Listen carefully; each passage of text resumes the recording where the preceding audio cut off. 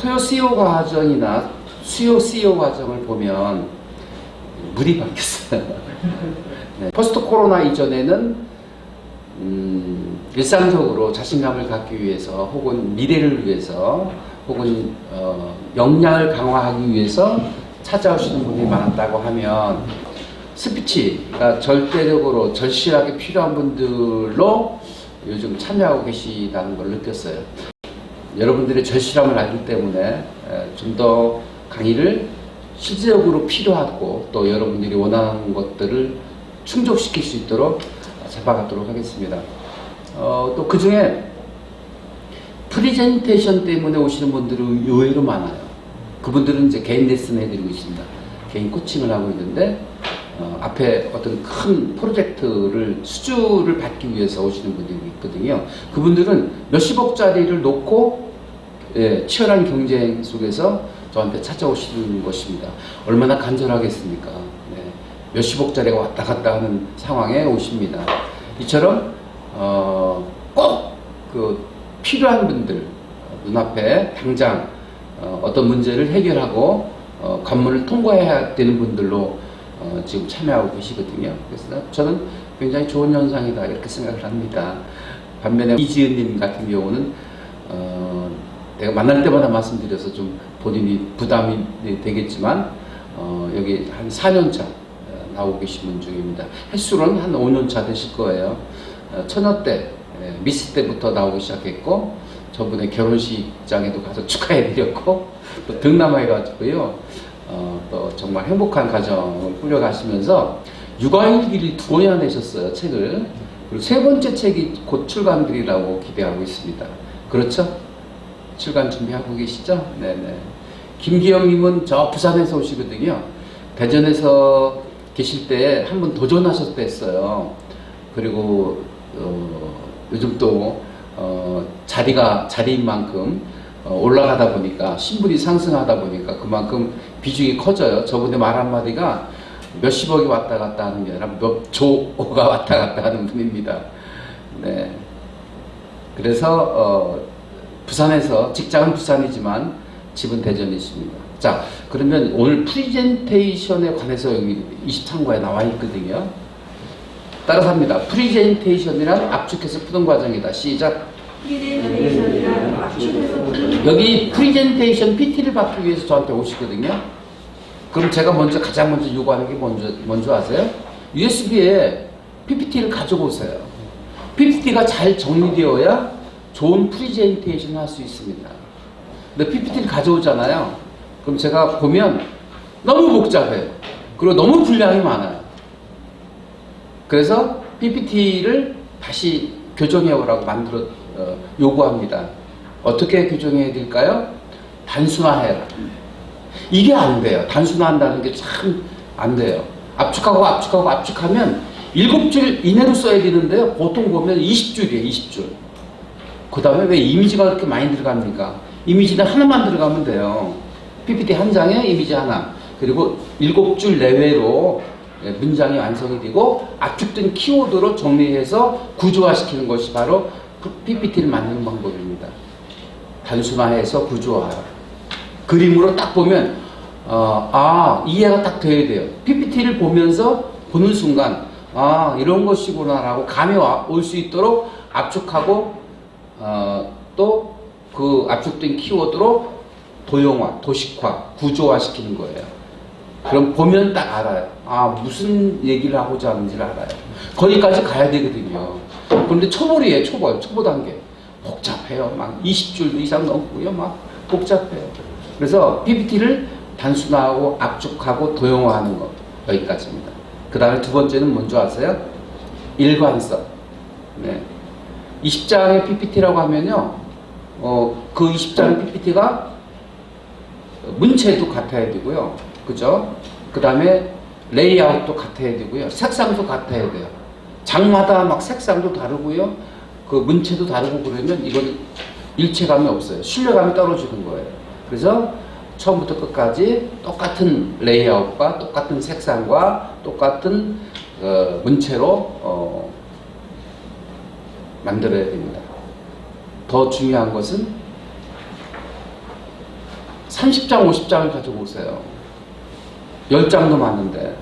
그래서 솎아내는 것입니다. 불필요한 것을 다 솎아내는 것. 네. 그런 다음에 PPT가 그렇게 압축이 되고 구조화되고 단순화되면 그 다음에 앞에서 띄워놓고 프리젠테이션 하게 되는데, 프리젠테이션은 기본이 보여주고 설명하는 것입니다. 어떤 일은요, 시나리오를 가지고 보고 읽어요. 그리고 이건 넘어갑니다. 따로따로잖아요. 그러니까 무슨 호흡이 될 수가 없어요. 클라이언트나 앞에서 심사하고 있는 심사관에게 뭔가 설득을 시켜야 되는데 따로따로 놀면 안 되겠습니다. 그래서 저는 오면 시나리오를 버리세요. 왜 시나리오가 필요합니까? 여기 PPT에 다 올라가 있는데 이 PPT를 풀으세요. 따라갑니다. 프리젠테이션이란 압축해서 푸는 과정이다. 시작. 프리젠테이션이란 압축해서 푸는 과정이다. 예, 이 압축된 키워드를 구조화된 것을 하나하나 풀어내는 것이 프리젠테이션인 것입니다. 보여주고 설명하라. 그러니까 시선이 예, 이쪽 화면에 왔다가 앞에 클라이언트 왔다가 이렇게 왔다 갔다 해야 되고요. 그 다음에 이제 안 되는 게 뭐냐면 제스처입니다. 제스처가 들어가야 됩니다. 그래야 프로페셔널하게 보입니다. 그냥 이렇게 제스처 쓰지 않고요. 또 PPT를 포인트를 넘길 때도 그냥 손만 이렇게 하고 있어요. 그게 아닙니다. 여러분들이 기상캐스터를 보면 어떻게 하죠? 정확하게 쫙 보여주고 다시 내려오고 쫙 보여주고 내려오고 그러니까 포인트에는 뭐가 있죠? 빔이 있습니다. 빔으로 딱 찍어주고 다시 내려오고 그래서 정확히 찍어가면서 해야 되고요. 더 중요한 건 보고하는 형식은 꽝입니다. 그냥 일사불란하게 막 줄줄줄줄 열심히 해요. 그리고 말도 빨라지고요. 호주도 없고요. 그러니까 이 소통이 안 돼. 소통이 돼야 됩니다. 소통은 뭐예요? 대화하듯 설명을 하는 거예요. 대상이 누구죠? 여기가 아니잖아요. 앞에 계신 분들, 클라이언트나 아니면 심사관과 함께 대화하듯 천천히 풀어가야 됩니다. 천천히 하려면 어떻게 해야 돼요? 내용을 줄여야 돼요. 보통 10분 내지 20분 하거든요. 그 다음에 Q&A가 그만큼 또 들어갑니다. 그래서 발표할 때는 기본이 어떻게 하라고요? PPT를 단순화하고 압축해서 그 압축된 키워드로 구조화하고 도식화하라는 것이었고요. 그렇게 압축된 정리된 프리젠테이션을 가지고 앞에 나와서 보여주고 설명하는 기본을 시켜라. 그 다음에 정확하게 프리젠테이션 하실 때는 제스처가 딱딱 들어가야 된다는 것입니다. 그 다음에 보고하듯이 하지 마시고 어떻게 해야 돼요? 여기 앞에 계신 분들과 대화하듯이 할 때 호흡이 되는 거예요. 호흡은 두 가지 의미가 있습니다. 한 가지 의미는 자기 스스로 호흡이 돼야 되거든요. 숨이 넘어가요. 빨라가지고 숨이 넘어가. 그러면 설득이 되겠어요? 이해가 되겠어요? 이해가 안 되잖아요. 이해하고 설득하려고 하면 천천히 차분하게 하나하나 짚어가면서 말을 해야 되고요. 두 번째는 청중과 호흡이 돼야 돼요. 호흡이 되려고 하면 대화하듯이 아이 컨택 하면서 해야 되죠. 근데 여기만 보고 한다거나 아니면 시나리오만 보고 있는다거나 그러면 아이 컨택이 안 되는 거죠. 호흡을 해야 된다는 것입니다. 호흡은 두 가지 의미로 말씀드렸죠. 스스로 호흡을 하라. 그래서 자기 페이스를 찾아라. 페이스가 중요해요. 안정된 페이스로 가야 되죠. 너무 과도하게 빨리 가거나 너무 느리게 가면 상대와 페이스를 맞출 수가 없는 거예요. 페이스, 서로 속도 조절을 해야 됩니다. 그리고 상대와 대화하듯이 해야 됩니다. 보고한 형식이 그렇게 바람직하지 못하다. 저는 이 동영상을 보면서 배워야 될 점이 있습니다. 뭐 키도 작고 인물도 그렇게 뭐 출중한 것도 아닌데 어디서 나오는 자신감인가? 근자감인가? 근거 없는 자신감인가? 라고 생각을 할 수도 있는데 정말 자신감 넘치죠. 그런데 중요한 것은 열정적인 꿈을 가지고 있다는 것입니다. 그리고 그 꿈을 지켜만 보고 있지 않고 몸을 부딪히면서 체득해 나간 자신감이지 않은가 그런 생각을 합니다. 그래서 세상의 모든 것은 멘탈이다. 정신력이 좌우한다. 네. 스포츠도 자신감이에요. 네. 필드에 나가서 골프 스윙할 때 자신감을 가지고 치면 거리가 소리부터가 달라요. 짱 하고 소리 나면서 거리도 막 200에서 250m 쫙 빠집니다. 근데 긴가민가 하고 치면 픽살이 나거나 슬라이드 나거나 네. 오비 하고 소리 지르기 바빠요. 네. 자신감이 중요하고요. 스피치도 또한 그러하고 매사가 자신감이 중요합니다. 그래서 멘탈입니다. 정신력입니다. 저는 최인석 교수의 강의 중에 정말 공감했던 부분이 있습니다. 중용사상. 중용이란 흙과 백의 사이에 있는 회색이라고 생각을 했거든요. 이것도 아니고 저것도 아니고 회색 분자라고 하지 않습니까? 중용주의를 폄하한 발언입니다. 네. 우리는 너무 흑백 논리에 빠져 있잖아요. 흑이 아니면 백이다. 네. 아군이 아니면 적군이다. 몰아붙이는 게 있어서 정치에 있어서 그 흑백 논리가 좀 빠졌으면 좋겠어요. 다른 사람의 의견도 수용할 수 있는 그런 아량과 배포를 가졌으면 좋겠다 생각하는데, 최인석 교수는 흑과 백의 논리가 아니라 죽음과 삶의 경계에 서 있다. 거기서 저는 깜짝 놀랐습니다. 중년주의는 흑과 백이 아니고 삶과 죽음의 경계에 서 있다 이거예요. 그러니까 얼마나 그 살얼음 걷듯이 조심스러웠겠습니까? 정신이 버떡 나지 않겠습니까? 발을 잘못 들이면 죽음의 계곡으로 빠집니다. 그게 뭐 있어요? 깨어있는 삶이라는 것이죠. 중년주의는 깨어있는 삶을 살아라. 안주하지 말아라. 매너리즘에 빠지지 말아라. 그런 의미에서 중년주의가 필요하지 않을까 생각을 합니다. 네, 호랑이에 물려가도 정신만 차리면 살아난다는 우리 속담이 있습니다. 그렇습니다. 코로나19 때문에 다들 힘들다고 하지만 정신을 가지고 살아있는 정신을 가지고 있으면 이것 또한 좋은 기회가 될 수 있다는 것이죠. 제 친구 중에 한 분이 지구촌 세계 일주라는 여행사를 하고 있어요. 얼마나 힘들겠습니까? 막막하죠. 직원 월급 줘야 되죠. 집세 나가기 바쁩니다. 대전관광협회 부회장 맡고 있어요. 대전시에 가서 건의를 했대요. 여행사들이 힘든 것 중에 가장 큰 힘든 게 뭐냐면 임대료다. 임대를 내지 않도록 비어있는 그 건물 있으면 좀 임대해달라 라고 해가지고요. 대전시에 건의해서 그걸 수락을 받아가지고 3년 동안 그냥 쓰기로 했대요. 그래서 이전한대요. 자기 여행사를. 그러면서 상품을 개발했어요. 287만 원짜리 상품인데요. 3번 여행을 갈 수 있어요. 근데 거기에 호텔 숙박비, 뭐 음식값 다 포함되어 있어요. 다만 빠져 있는 게 비행기값만 빠져 있어요. 비행기값은 그때그때 다르니까 여행을 하려고 하면 비행기값은 별도. 다만 모든 비용은 여기에 충당된다 해서 그런 상품을 개발해가지고 전국을 대상으로 지금 영업을 준비하고 있더라고요. 왜요? 붕하니까 새로운 상품을 개발한 거예요. 붕하지 않았으면 몽골 여행 전문가거든요. 청주에 비행기를 띄워요. 직접 전세 비행기로 띄운대요. 그래서 꽤 크게 하는 여행사 대표인데, 그러니까 대전관광협회 부회장 맡고 있겠죠. 위기가 기회다. 정신이 살아있으면 다 이겨낼 수 있다라고 생각합니다. 동의하십니까? 네. 동의하신 분만 박수 한번 주시죠.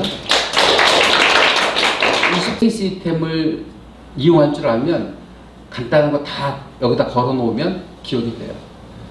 스티븐 코비 박사의 성공한 사람들의 일과의 습관, 쉬워요. 거기다 걸면 다 암기가 됩니다. 자, 따라합니다. 1, 1등 시작. 1등 하려면 절제하라. 1등 하려면 절제하라. 두 번 했습니다. 1, 1등 하려면 절제하라. 그쵸? 이 이슬처럼 침묵하라. 시작. 이 이슬처럼 침묵하라. 3, 38선처럼 정돈하라. 시작. 38선처럼 정돈하라. 4, 사자처럼 결단하라. 4, 사자처럼 결단하라. 결단해서 피에르 가르덴이 저는 생각이 나요. 피에르 가르덴은 어떤 일을 결단하는데 동전으로 결정했답니다. 얼마나 어처구니가 없어요? 동전으로. A안, B안이 있어요. A안을 선택할 것인지 B안을 선택할 것인지 뭘로 결정해요? 분석하고 뭐 할 것도 없어요. 동전으로 던져서 앞면이 나오면 A안, 뒷면이 나오면 B안. 왜 그렇게 했을까요?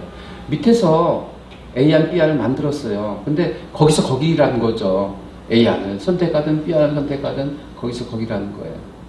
근데 선택하면 과감하게 집중해서 믿음을 가지고 실행에 옮겼더니 B를 가게 됐다는 거 아니겠습니까?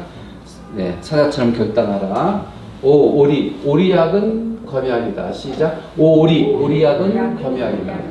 말을 만들다 보니까 중간에 하나 넣었어요. 검약.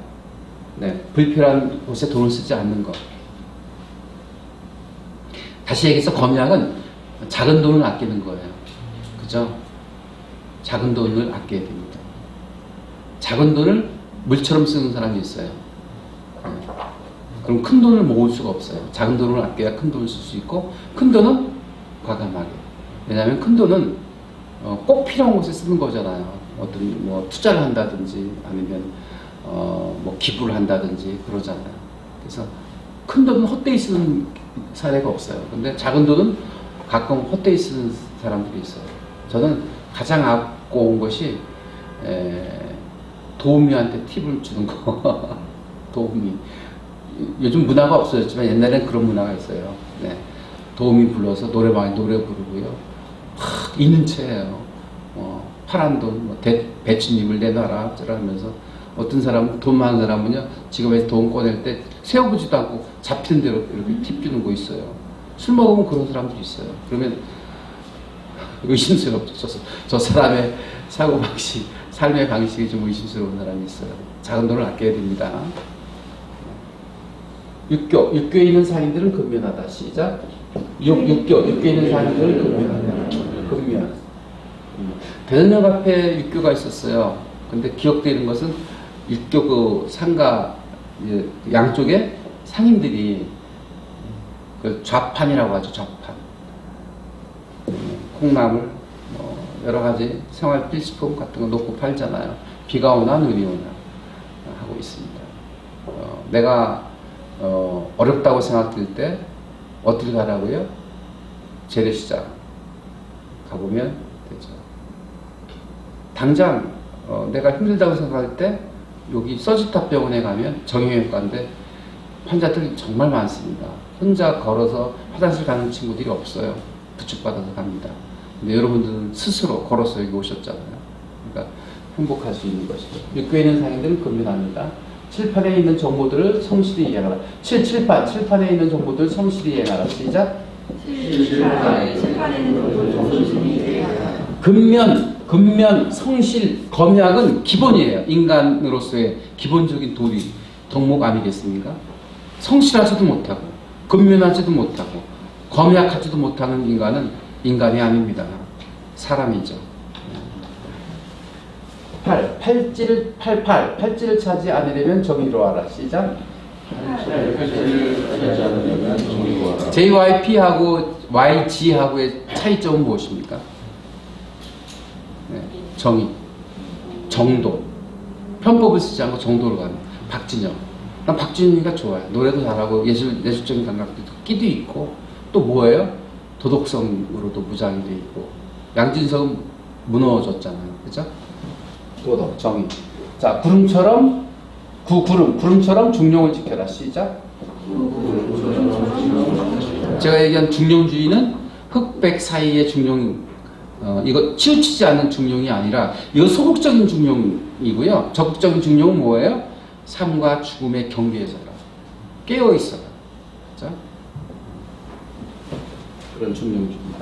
십자가처럼 청결하라. 시작. 청결하고 정돈하고 비슷하죠. 같이 가죠. 정리정돈이 되어 있어야 청결할 수가 있게 되는 것입니다. 정리하고 정돈의 차이는 무엇일까요? 최기영 노조위원장님. 정리는 버리는 거예요. 정리했어. 그럼 해고했다는 거예요. 그죠? 우리 노조위원장님 할 일은 정리가 안 되도록 하는 거예요. 그죠? 네. 부당하게 해고시키면 안 되잖아요. 정리, 불필요한 것을 버리는 것입니다. 이 버릴 줄 아는 것 정말 힘들거든요. 이사할 때 보시면 아시잖아요. 제가 잘한 일 중에 하나가 아이들 7살 때, 지금으로부터 뭐 한 꽤 오래됐는데요. 그때 자칼이라는 텐트를 샀어요. 6인용짜리. 그 당시에 25만원, 30만원 했으니까 꽤 비싼 텐트였었어요. 근데 텐트는 쓸 일이 없잖아요, 지금요. 그래서 낚시하는 친구 줬더니 고맙다고. 나는 불필요한 물건인데 그 친구는 너무 고맙다고. 5인용짜리 큰 텐트를 줬더니. 그리고 구식이라 튼튼하거든요. 구형이라. 고맙다고 하더라고요. 나한테는 불필요하지만 그걸 다른 사람한테 줄 수 있어요. 필요한 사람한테 줄 수 있습니다. 십자가처럼 청결하라. 그래서 정리정돈하시면 삶이 청결해질 수 있습니다. 물론 몸과 마음을 청결히 해야 되죠. 저는 사람 앞에 쓰는 사람이잖아요. 어찌됐든 간에. 네, 그래서 항상 제가 제 스스로 확인하는 게 있어요. 코털은 삐치지 않는가. 코털 나오면 기어버려요, 사람들이. 코털을 깎고요. 그리고 손톱도 수시로 깎습니다. 손톱에 떼껴 있는 사람들은요, 자기 관리 못하는 사람이에요. 네. 구두에 흙이 묻으면 안 됩니다. 네. 신사는 구두가 반짝반짝 빛나야 됩니다. 다른 거 다 좋은데 구두가 엉망인 사람들 많아요. 그죠? 바삐 움직이다 보면 그럴 수도 있지만 용납해서는 안 됩니다. 청결해야 됩니다. 그렇지 않습니까, 여러분? 구두는 항상 청결하게. 또 이제 사회적 지도자급은 더욱더 그래야 됩니다. 다 좋은데 구두 보면 막 흙이 묻어 있고 엉망이에요. 그러면 그 사람 신뢰가 가지 않습니다. 어떻게 저 사람을 믿고 따르겠습니까? 노조 위원장님, 명심하셔야 됩니다. 네, 항상 구두 반짝반짝 빛나고 다니셔야 됩니다. 막 그렇게 하실 분이라고 생각합니다. 네. 그 다음에 11젓가락으로 평정을 유지하라. 시작. 11젓가락으로 평정을 유지하라. 이것도 중요한 키워드예요. 덕목이에요. 평정이 뭐죠? 마음의 평화, 평강, 안정감. 그죠? 여러분 왜 살아요? 돈 많이 벌기 위해서? 사회적으로 승진하기 위해서? 명예를 얻기 위해서? 근데 명예를 얻고 돈이 많아요. 근데 뭔가 쫓기고 있어요. 불안해요. 공황 상태예요. 그럼 뭐가 필요해요? 명예가 뭐가 필요하고, 돈이 뭐가 필요하고, 사회적 지위가 뭐가 필요해요?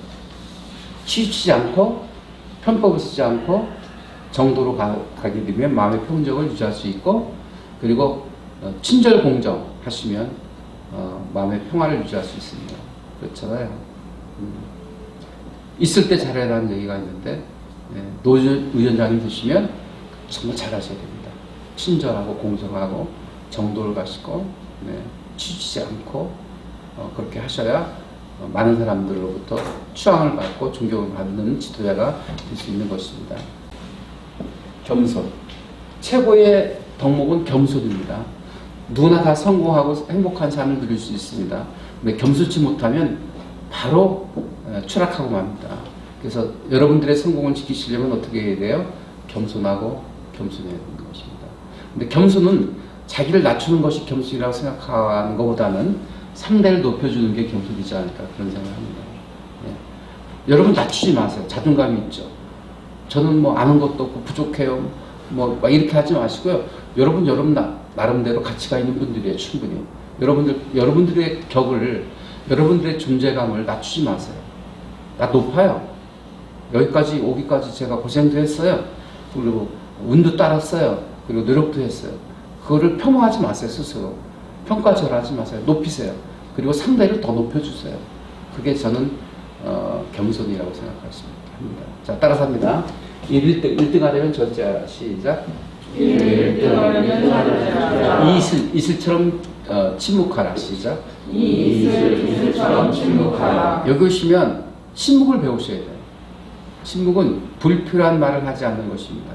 불필요한 말을 하지 않는다는 말은 바꿔서 얘기하면 나하고 너하고의 그 말이 불필요한 말을 하면 안 돼요. 나를 폄하하는 것도 불필요한 말이에요. 상대를 비아냥대는 것도 불필요한 말이거든요. 그렇게 하지 말아요. 덕이 있는 말을 하는 거예요. 긍정적인 말을 하는 거예요. 격려의 말을 하는 거예요. 아셨죠? 그게 침묵입니다. 침묵은 말을 하지 말라는 것이 아니라 불필요한 말을 하지 말라는 의미입니다. 자.